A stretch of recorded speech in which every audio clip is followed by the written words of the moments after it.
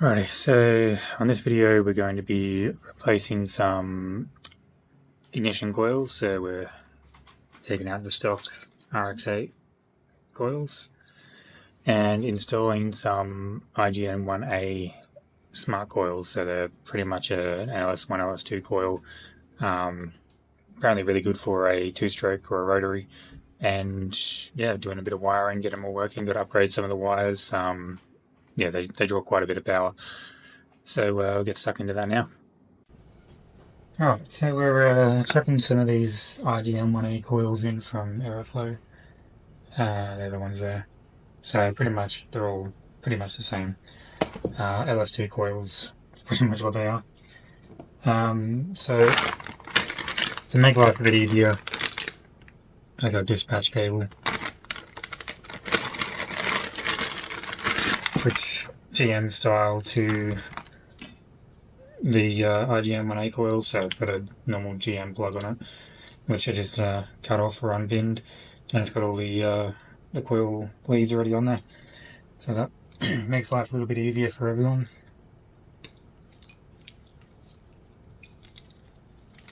Put that back in the bag. So, old plug. Now, what I've done is I've cleaned it up a little bit, put a bit of split, what do you call it? I don't know the name of it, but it's self-closing cable wrap essentially, but it makes things look a lot better. So I've got a douche connector, 6-pin on the end, which has the 4 coil triggers plus 2 grounds. So these coils need essentially 3 grounds. One is for coil drain, one is for engine sensor ground, and another one is for battery ground. So because the harness came with a battery ground already, I've left that in place, and I've just added, going to use the standard ECU ground off of the standard coils, and then add another drain ground down near where the drain plug is for the motor, which is pretty much a battery ground anyway, but it's on the rotor housing. Now I've joined all these coil powers together into a 12 gauge wire. So just up here I've got a 12 gauge, so 2 12 gauge wires, one for each side, and then that's been joined in just there, so 2 12 gauges to a 10 gauge. So 2 12 gauges come up here, solid crimp connection there that's been epoxy heat shrinked, and then that's a 10 gauge wire. So these coils are supposed to draw upwards of about 40 amps when you've got 4 of them, so about 10 amps each. So I've also got a 40 amp relay and relay holder for it, just to make things a bit neater. 40 amp circuit breaker with a boot on it. Get the boot off. Yeah, just, you can use a fuse, but circuit breakers just means that if you mess something up or something happens, you're not stranded on the side of the road. If you don't have a fuse, it just resets by itself. Yeah, a couple of ring terminal crimp-ons to match the 10 gauge wire. And because the coil connection is different from the standard coils, which is like that, fortunately, that's the standard plug which goes on, and damn thing off. You can't just plug it into there because it don't fit. So I've got to cut this off for this boot and put on one of these from Aeroflow with a normal spark plug crimp-on high tension lead. So I did just buy a full kit from Aeroflow for high tension leads, because I thought, well, if I'm going to do that, I may as well keep these intact, because these are 8mm cables, and this one's 8.5, so I just bought the whole kit, comes with everything, and I got some spares. That's the part number there. I'll do that after. The first thing is got to get the coils mounted. So the standard coil bracket, which is this one, is a little bit of a pain to work with because it's got these standoffs on here, and these two cable holders which are useless once you start doing anything. Now the idea was essentially to mount these like so, one there and one there, and they literally just fit on, like it's pretty damn close. But I'm thinking I might offset them a little bit to get them a little bit closer from the edge, so you'll see that they're a little bit offset there. But first thing is I've got to cut these off, and then mark out where I've got to drill. Probably flatten these tabs as well. Not too worried about the back here. Again, then once we can mark up these, get them bolted up, put it back onto the motor and measure the high tension leads that I've already started. So I've got these new high tension leads. I just need to work out how long they need to be, cut them down and crimp those things on. So I'll go do that and then yeah, we'll come back. Alright, so I've marked them out, center punched them, so ready to drill. So 1, 2, 3, 4. So like I said, these ones will be closer down, these ones will be further up. I didn't want to go too far up, and I didn't want to go too far down, so we'll see how that works. But the bolts are an M6, so we'll go, I guess 7mm. Someone put my drill bits in wrong. It's actually not a 5mm. There's a 7.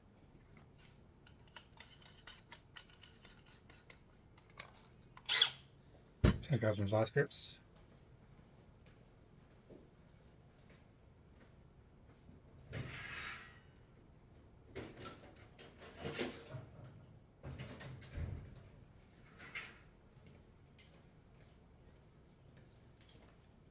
Not that I don't trust the plate, but I don't trust the plate.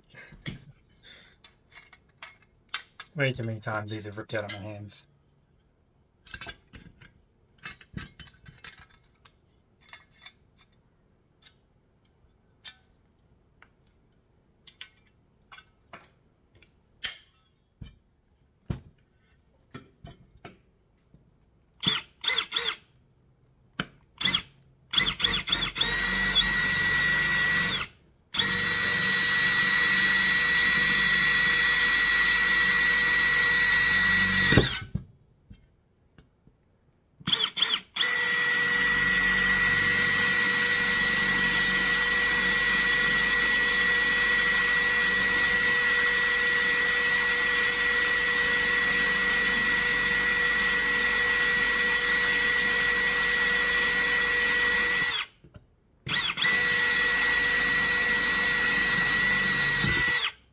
That one was through the support as well, so double.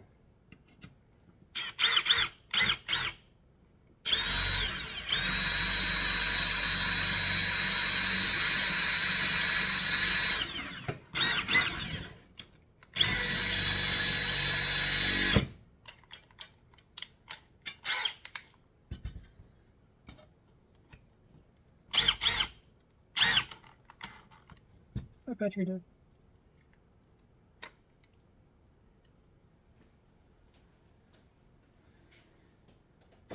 Change the battery up.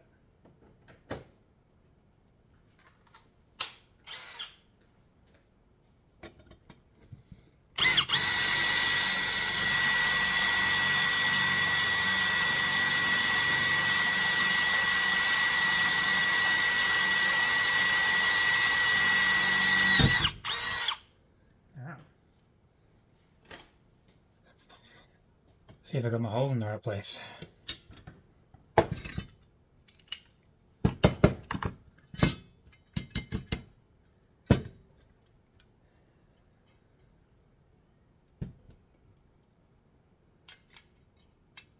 Oh, beautiful.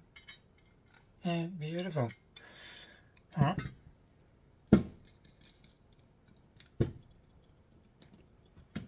Just gonna grab the vacuum and clean up this mess.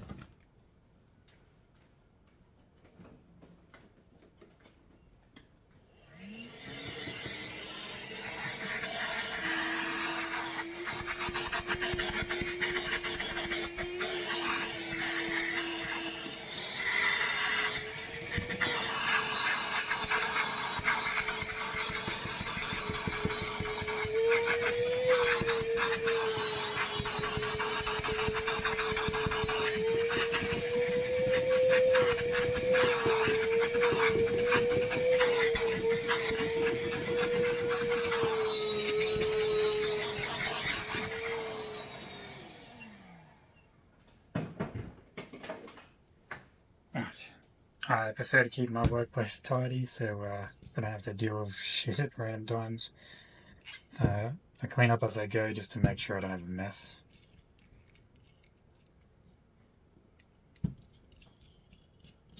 So these bolts, they're M6 by 100s. I just went to Bunnings and grabbed some stainless steel ones. Fortunately, I didn't grab enough nut spacers, so I'll show you that in a second.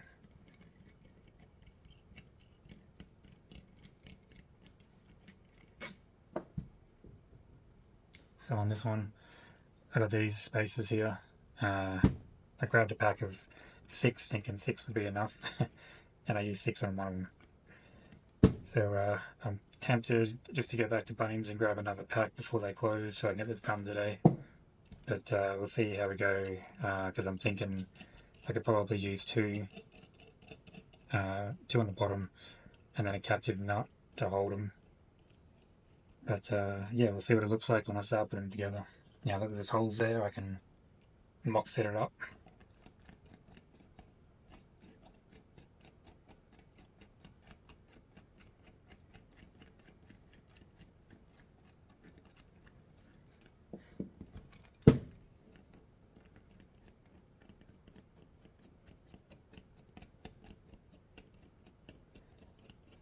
Long bolts.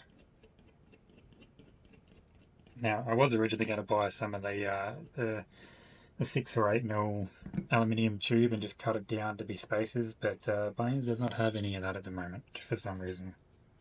And the fact that they didn't have really any aluminium at all.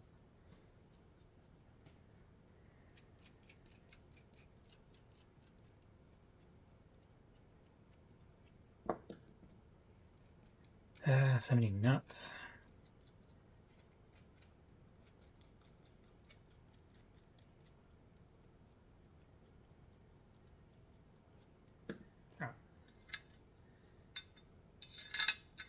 So the plan is something like that. And I really hope this fits because I just screw it all down and figure out that it's not long enough.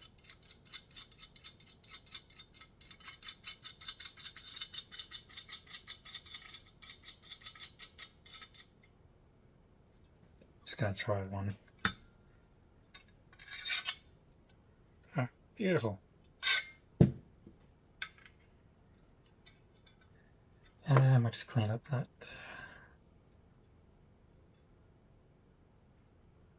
Little burrs on the inside from where the drill bit came through. Fortunately, I don't have a countersunk bit, so. I do have a deep burrow though. 1 second.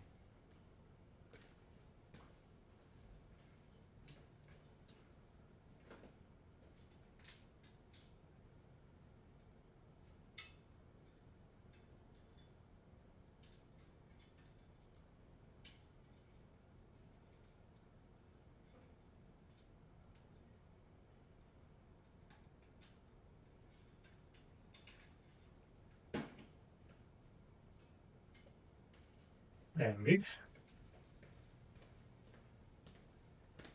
Oh, burr's gone. That should work a bit better.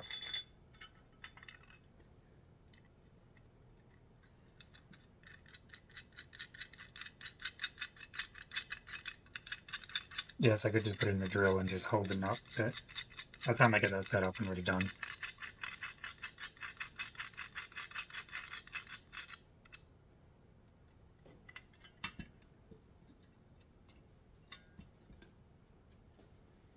In saying that,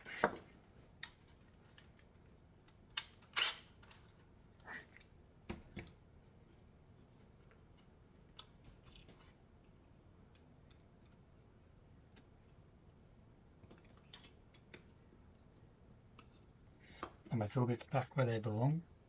In case I reach for the wrong size one day and I don't realise it.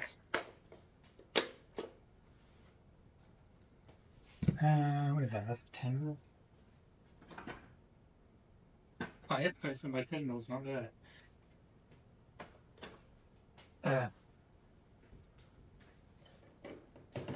Put on the car.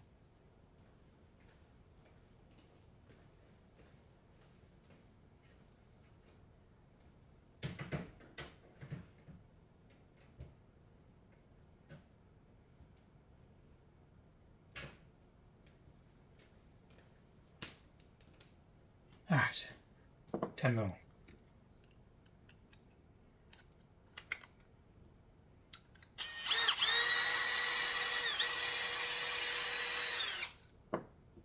That makes it a bit easier.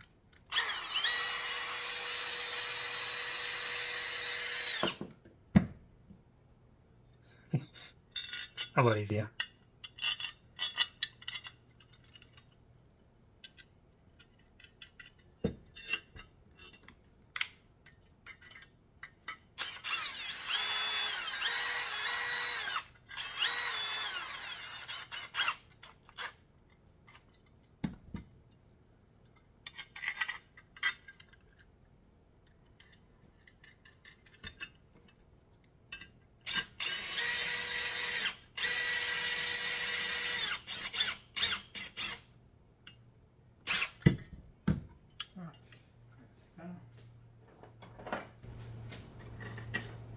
What is that? That's a 10 mil.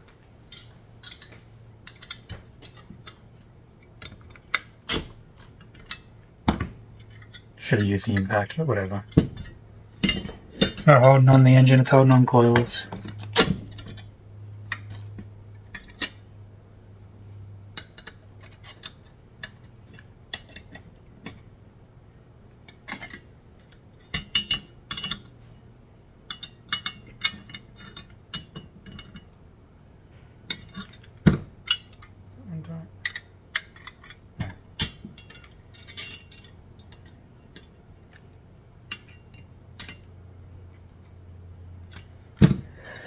Alright, so now we have this, and it mounts on the engine like that. So we want to have one here and one here.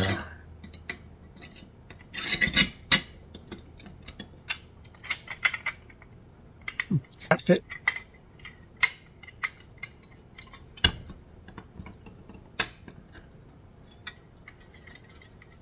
That's on the threads. So that's what they look like. Now, we should be able to, I don't know if that's going to be tall enough. Maybe. Not a chance. We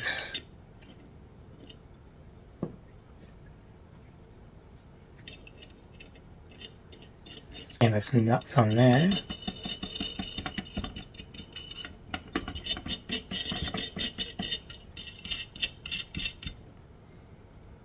Maybe 10 mil there.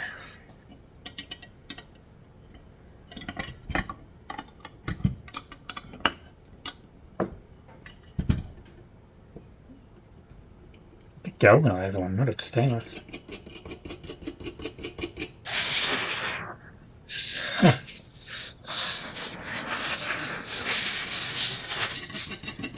That is going to matter that much, but small details.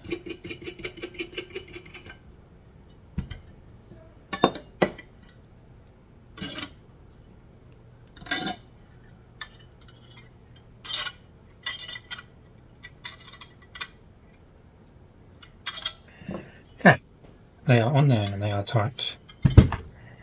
Now, if we put one of these on, it needs to get spaced off quite a bit.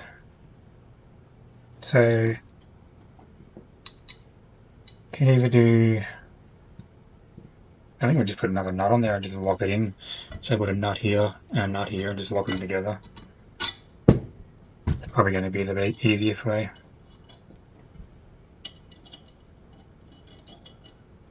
Get on there.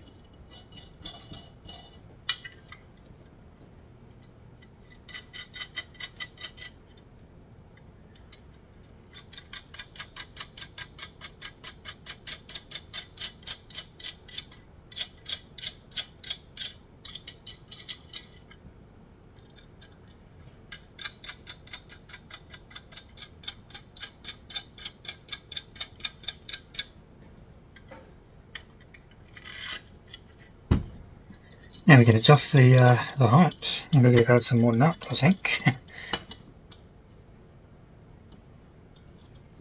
Let's go keep in mind that the intake manifold is going to go over the top of this, so make sure we're not too far. Here are some nuts.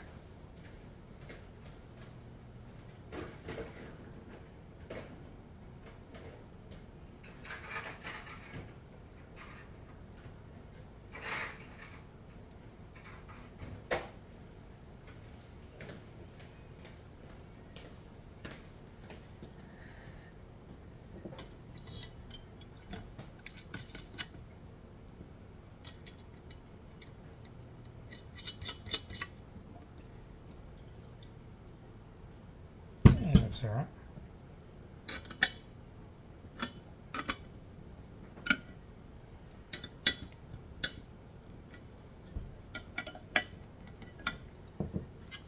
Not bad.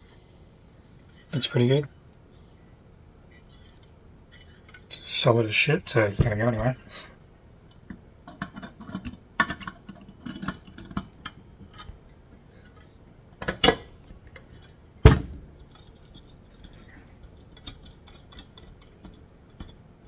Too far down, bring that up a bit, leave a bit of an air gap between the two coils. I put that one on the wrong way. There we go. That makes a difference, doesn't it?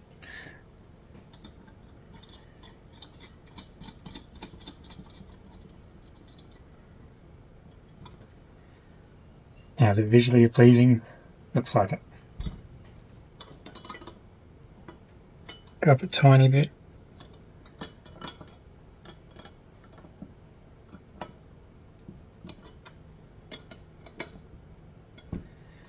Beautiful.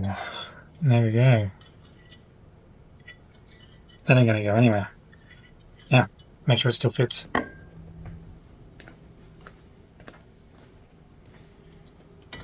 Set the camera up somewhere.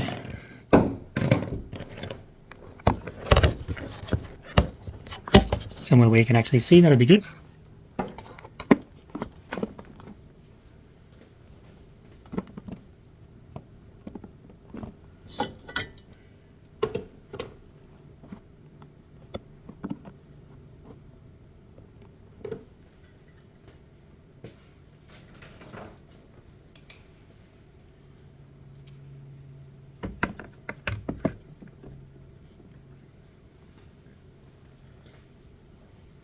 Alright. Not like you can see too much. Let's try somewhere else, eh? Anyway, so what I've done here is, I'll just turn the camera around actually. Might be easier that way.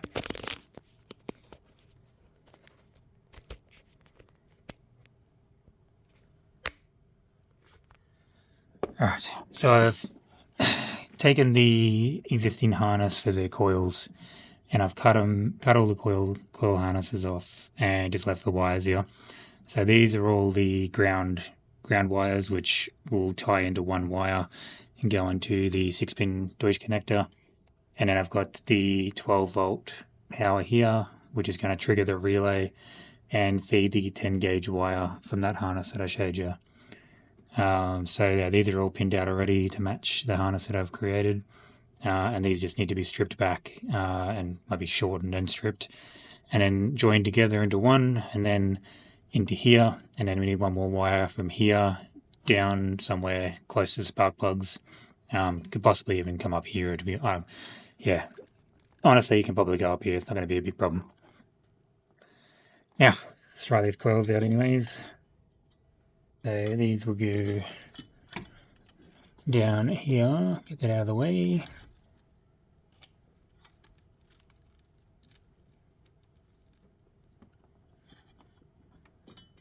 I'll move those out of the way. Cute.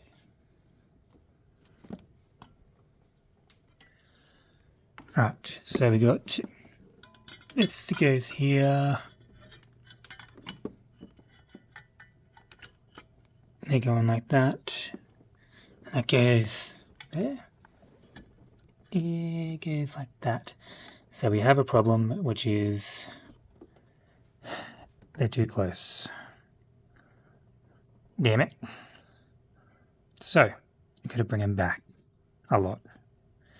Because, yeah, that won't work. Way too close. So I'm going to have a play with this with two hands instead of one, because holding the camera is definitely difficult doing this, and see if I can come up with a better way to make that work. So I'll be back. Alright, so what I've ended up doing for the moment is just putting that one bolt in and bending that tab up. So these two bolts down the bottom here, can't really see them. Yeah, those two there. They're not going to be in for the moment while I sort out this. I'm running out of time for today, so I just want to get it back up and running and make sure that the wiring's good and everything. So we'll focus on that first and then come back and redo that. So just get everything set up to do the wiring and we'll give it a test.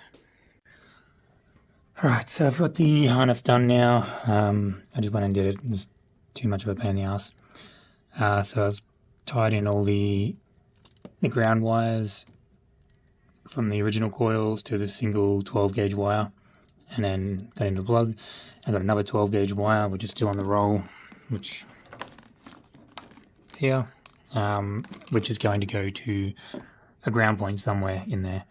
So yeah, I'm just gonna figure out where I'm gonna put that. Probably somewhere up here, I guess. Not that one, because that's a signal ground. But yeah, I don't know if it really matters, to be honest with you, but yeah, I'll do a little bit of research on that first and make sure. If I can, I'll just run it to here. But I'm pretty sure that is the same ground that this would be, because yeah, that's ECU sensor ground. But it says it's just got to be close to spark plugs, so it might even be able to be down there in the alloy on that little bolt. Get that bolt there. Yep. Yeah. Right there. Maybe. Where the knock sensor normally is. So maybe I can put it there. Yeah, I'll see. Yeah, so wiring's done. Well, this part of the wiring's done anyway. It's nice and neatish now. Everything seems to be in place. I ended up grounding the discharge to that bolt there where the capacitor is for the original power. So that's just a capacitor that's bolted by itself. So that's a positive off the original coils, which is not being used anymore.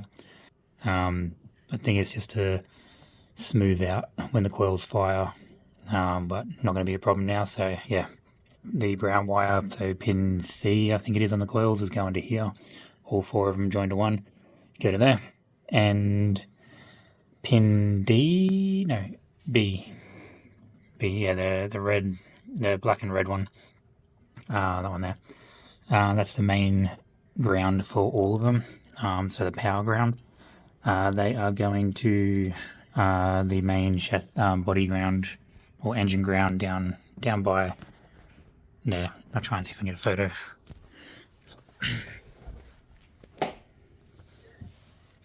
Yep. So just there where that yellow thing is right there.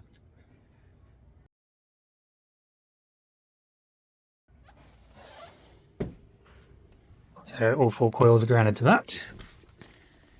Now I've tapped in the original signal from this here, which was the original coil power, and tapped it into a new red wire which comes down here through this harness here, and then comes this way and comes out here. So now I've got signal wire and feed wire. So all I've got to do now is I'm going to mount a relay here, or relay here, circuit breaker here, and tie it in to that there. This is the main feed from the battery. I'll see how it goes here. If any problems, I'll just reroute another one, but this one I upgraded. It's a 8 gauge wire. It was originally a 12 gauge from memory, so it's massively bigger than what it used to be. So yeah, should be able to use this one. Circuit breaker, out of the circuit breaker into the relay, and out of the relay into here with the trigger and ground just anywhere. And yeah, that should be it all done. Then I just got to do the plug wires, put the intake back on, and work on that bracket probably tomorrow. So just going to do this relay and circuit breaker and see how well we can do that. Find some crimpers. I got the big boy crimpers. Put on the ring terminal.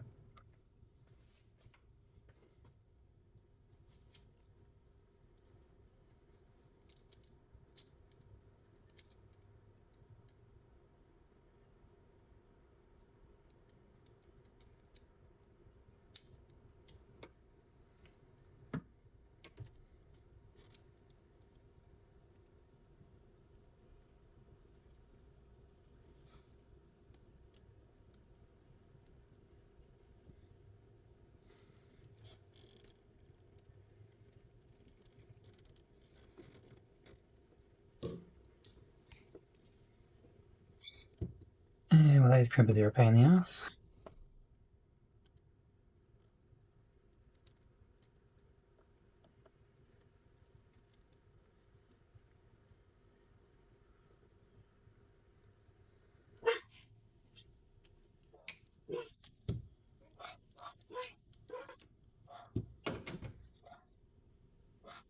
I think I'll go run that again. I've got a smaller setting.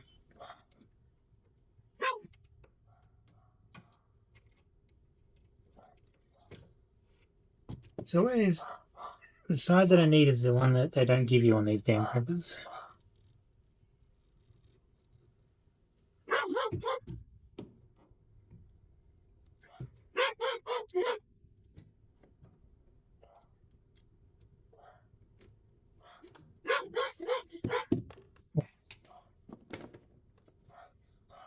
That'll work. Ain't gonna come off.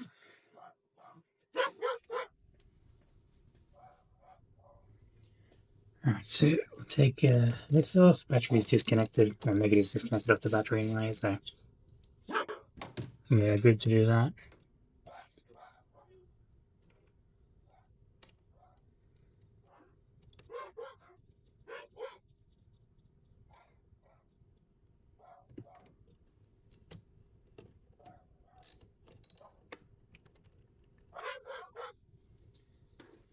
Yeah, just make sure that that isn't going to interfere with this.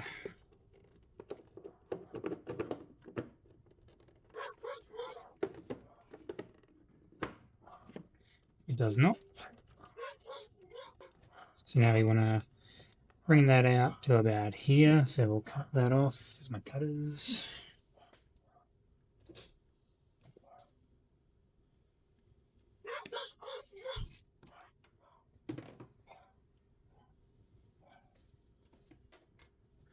I need to strip out some of this. Now, this is a 10 gauge wire. Falls down there somewhere.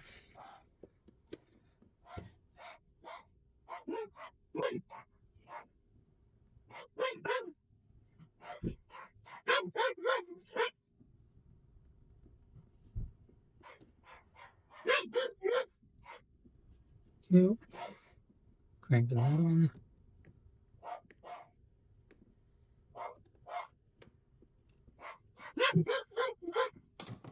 Give me old tug tap.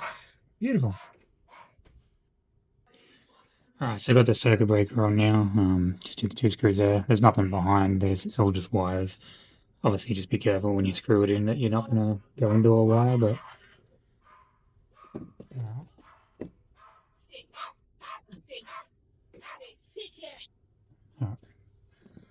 So put this on. So the copper coloured one is always the feed. So whatever you're supplying power to goes onto the silver one. Just stick that down there.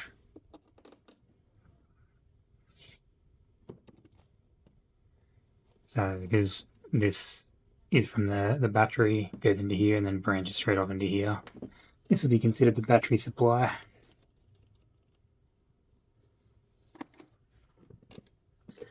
Should have grabbed a 10mm.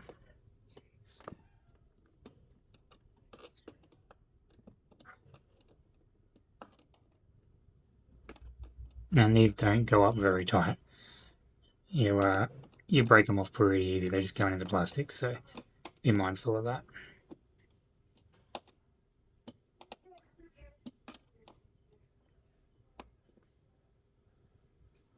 That should do. Now, so trim this down. Because I left a lot of excess there. So just in case I wanted to tuck this down, which I might actually do that, give it a bit more room. Yeah, that'll work actually. You can always take it away, you can never add more there. So yeah, I'll do that. Just gotta get it underneath the blow-off valves. So I'll cut that one there.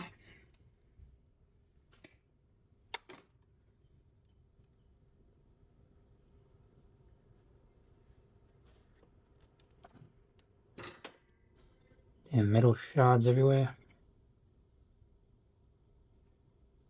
I'm sure my feet will find them later.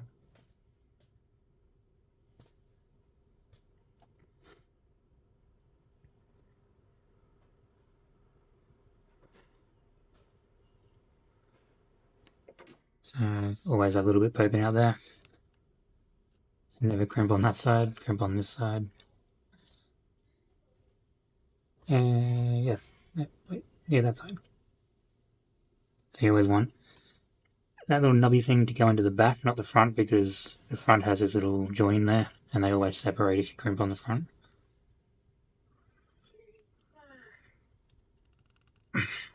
So crimp on the back, it does that, and it will not come out.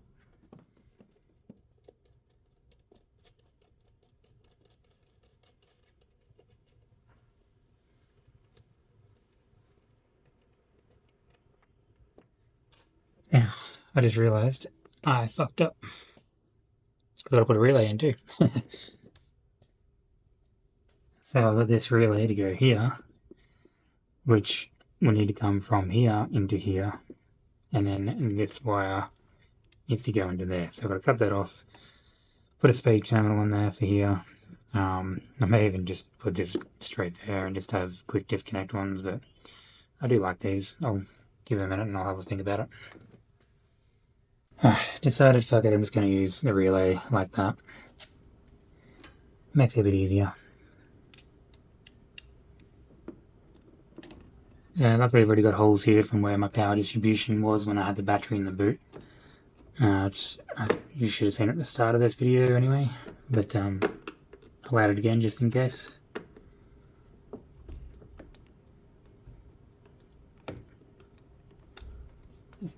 Okay. Now I can add it pushing on here.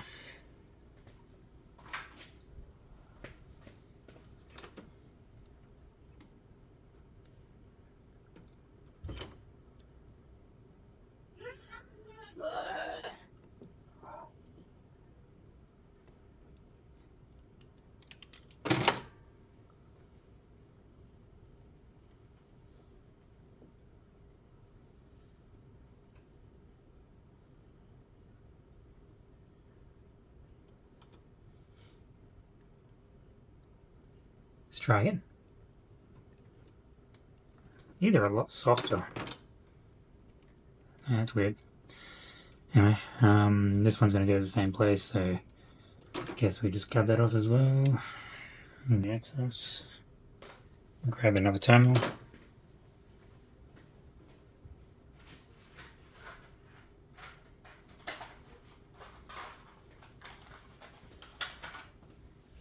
This one's going to be a red one because it's a lot smaller.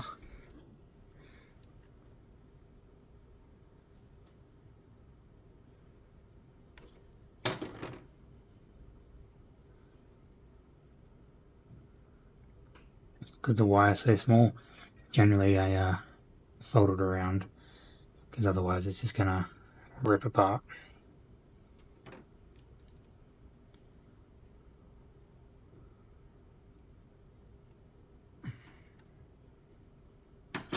Tug test, all good. And I'll grab scissors and cut this off.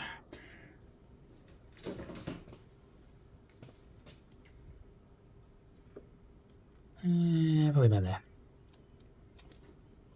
And grab the lighter Always, these braid things are a pain in the ass. So always burn them at the end after you cut them.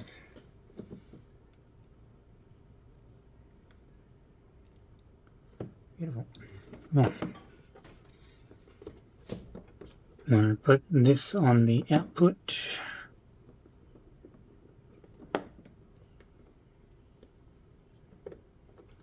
Doesn't matter for this one because it can either go on the left or the right.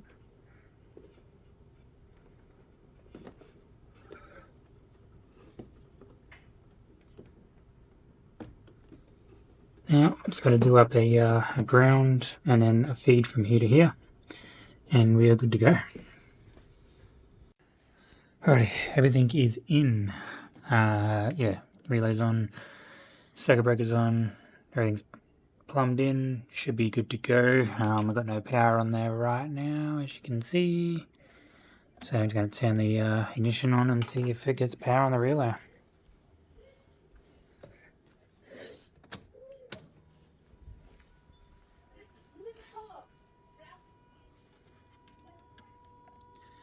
Beautiful. We have power, so we should have spark. So give it a try. Just put it on the stand. Alright, let's give it a try.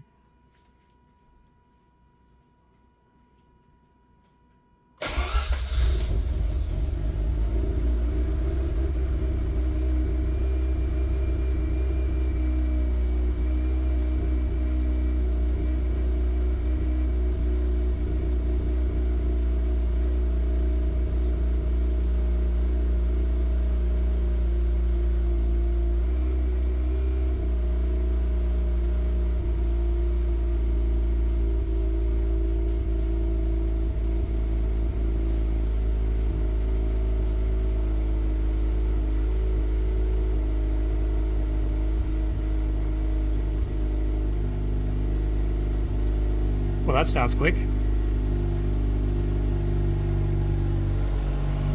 Everything's working well. Coil over down there.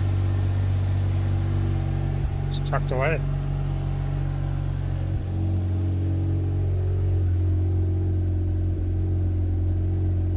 Awesome. Now I just need a flash ECU with Tuner for the new dwell times for the coils, and yeah, take it for a drive and see how it goes. But that will definitely be a tomorrow job. Alrighty, so we are good to go on the coils now. Everything's running, everything's going good. So I just need to set the dwell times for those coils. So we go into VersaTuner, go into your tune file, go to ignition dwell, and this is what I'm running now. So it's quite significantly more dwell time than what the factory coils offer, and that's because these coils they can go anywhere from I think 2.5 milliseconds all the way through to 9. Recommended is about 60% duty cycle. So there's a way to calculate it, but Kinsey, that tuner overseas that I've been talking to on Discord, has provided me with this. He recommended those coils to me, and yeah, he provided this. So I'm just going to run with what he recommends. But as far as what I understand anyway is the longer, the bigger the number in here, the more dwell time that your coil is going to charge, which means the bigger the spark. So the less dwell time, the smaller the spark, but the quicker it can fire. So at really, really high RPMs, you've got to lower the dwell times because there has to be a time where the coil has to fire and then start charging for the next cycle. So it seems like, you know, 8,000 RPM, I'm like, my red line is set to 8,000. So I'm probably not going to really get to that very often. But yeah, ideally, you know, 12.75 to 14 volts is generally where we're going to be sitting. So it'll be this here that we really need to worry about.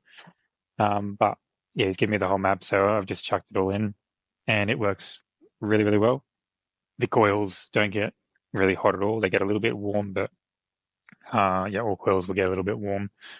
But these IGN-1A coils do have a heatsink on the back as well to try and absorb some of the heat from the induction on the coil, where the stock ones do not have that. So yeah, we'll see how this goes. But yeah, generally, obviously while you're cranking, the battery voltage is going to drop. It doesn't drop too much on my battery because I've got an Optima Red 34R battery, which is like 900 cranking amps, big dry cell one. But yeah, it cranks that engine over extremely quick, and the battery voltage drop is very minimal. I think I'm seeing maybe 11.5, 12 volts on a decently charged battery. So obviously, if your battery is going to be flat, then this is where you're going to start seeing this, and the charge time or the dwell time needs to be a lot longer because it's got a lot less voltage going into it. So yeah, don't just focus on where you need it, focus on the whole lot. Because if you're going to try and start this thing when it's almost flat and your battery's going down to 10.5 to 9 volts, you're going to want to make sure you've got a charge at least. So yeah, we set that and went for a drive, and no misfires whatsoever. As per the other tuning videos, they are insane. It's probably the best coil that I could possibly put onto this car, and yeah, very happy that I got them. Obviously, they're expensive, but everything's expensive when it comes to an RX-8. Alrighty, so everything's all in. Been driving around a couple of hours today. Everything's working pretty well. Yeah, not sure what we're going to do with the tune yet. I mean, it seems to be behaving itself, but I'll upload the log back to Kinsey and see what he says. He might want to tweak it a little bit more. He might be happy leaving it, but I've got a few more tunes or tweaks on the tune to do. So still running a little bit rich in certain areas. It's still getting that 11.152, which is the max rich AFR you can read on this ECU. We'll see. But that video is coming next, probably in the next day or two. I just got to go fine tune a few little things on it. Made some mistakes on it, so you'll see that as well. But yeah, we'll get that uploaded and then hopefully start working on the adaptronic because I'm keen to get this in. Move away from the MAF sensor and move to a map sensor. Really, I'm wasting my time, tuning on this, but at the same time, it's like if the adaptronic doesn't work out, I can just swap it back to the VT tune and still be able to drive. So yeah, we'll see how that goes, but we'll go from there.